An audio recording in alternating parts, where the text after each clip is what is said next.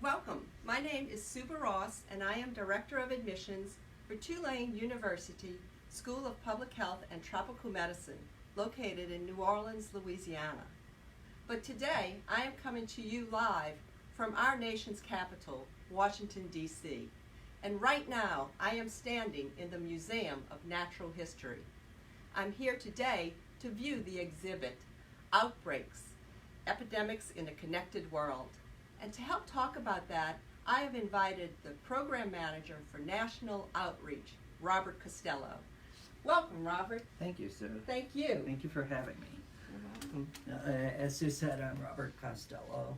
I'm the National Outreach Program Manager here at the Smithsonian's National Museum of Natural History.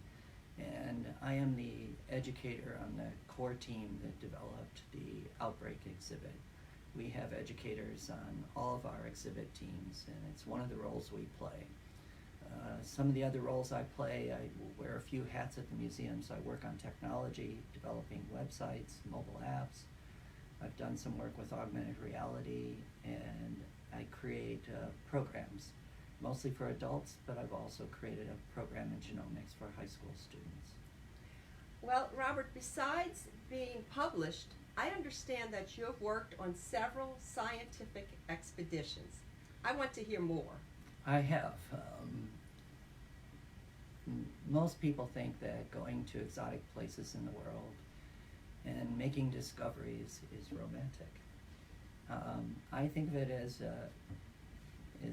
mostly about diseases that you pick up in other parts of the world and a lot of hard work.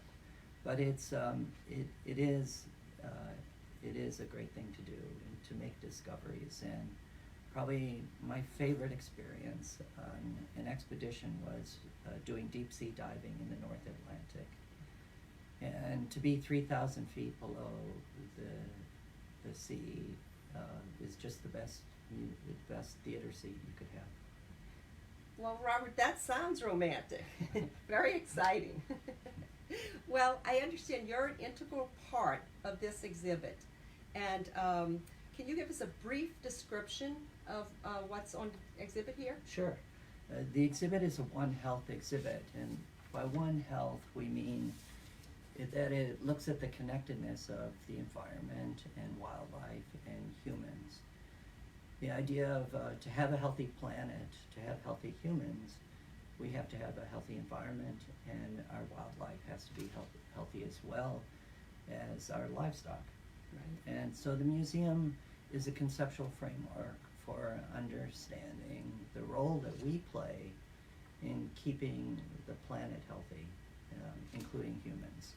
And so it looks at it takes an ecological approach, looking at zoonotic diseases. So these are diseases that are carried by wildlife and vectors, for example, like mosquitoes, bats, monkeys, all kinds of things.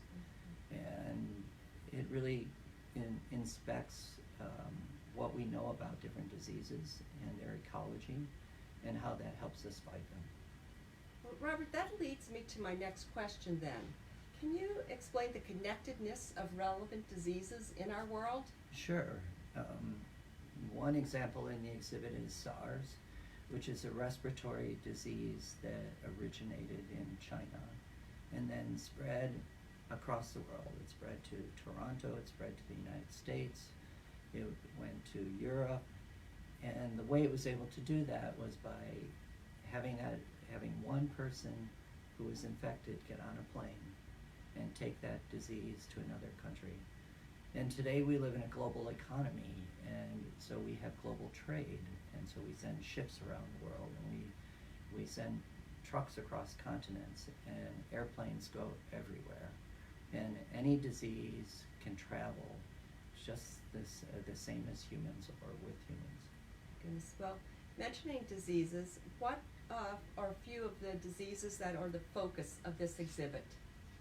We have a number of diseases, all zoonotic, in the exhibit. Some of them will be familiar to people, like HIV, for example, which is truly the pandemic of our time, infecting more than 35 million people Influenza, we're all familiar with that. We know about flu shots. That's a global or pandemic disease, seasonally here. There are other diseases in the exhibit that are less familiar to our audience, most likely. A disease like Nipah. Nipah is a disease in India and Southeast Asia that spills over from fruit bats to people, and it has a high mortality rate. Other diseases, I mentioned SARS, there's MERS, Ebola, Hanta, there's a little piece on smallpox, a number of interesting diseases that have that circulate in wildlife. Well, you're right. I have not heard of Nipah myself. The exhibit in New Orleans focuses on, it starts with yellow fever. That's how our school got its start, the epidemic of yellow fever in our city in New Orleans in the year of 1912, which led to the beginning of our School of Public Health. So I understand there are other pop-up exhibits at other cities. Are they also geographically focused? Yes, each one of them is unique. The host organizations determine what content they would create for messages with their audiences. And so the content varies by organization. The Smithsonian has no say in what that content is. We simply provide the Outbreak DIY as a communication toolkit. And so, for example, a host organization in Thailand decided to focus on MERS. That's a disease that had an outbreak in Thailand. Very different from that is a host organization in Papua New Guinea that has as a community health issue violence against women. So not a zoonotic disease. Right. But it's a communication toolkit that can be used for any health-related issues. It's very interesting. Well, our exhibit is unfortunately going to end at the end of this month on July 31st. How long will your exhibit be here for? Our exhibit is a 3-year exhibit. We opened in May of 2018, and we will close in May of 2021. The Outbreak DIY version that you have at Tulane will continue. Wonderful. Robert, what's made this possible, that free and open to the public? We've had so much help and so much collaboration to put this exhibit together. Natural history does not have expertise on emerging infectious diseases and zoonotic diseases. We reached out to experts all over the world to help us with the content, and we've been fortunate to have supporters and donors who have financed the exhibit, and all of those people together have made this possible and free. Well, Robert, thank you for joining me today. I appreciate how we have shown the spotlight on how our world is connected and how disease affects all of us. Well, thank you for having me, Susan. Okay, thank you, and thank you for joining us. I'm Sue Barrosse, and I'll see you next time.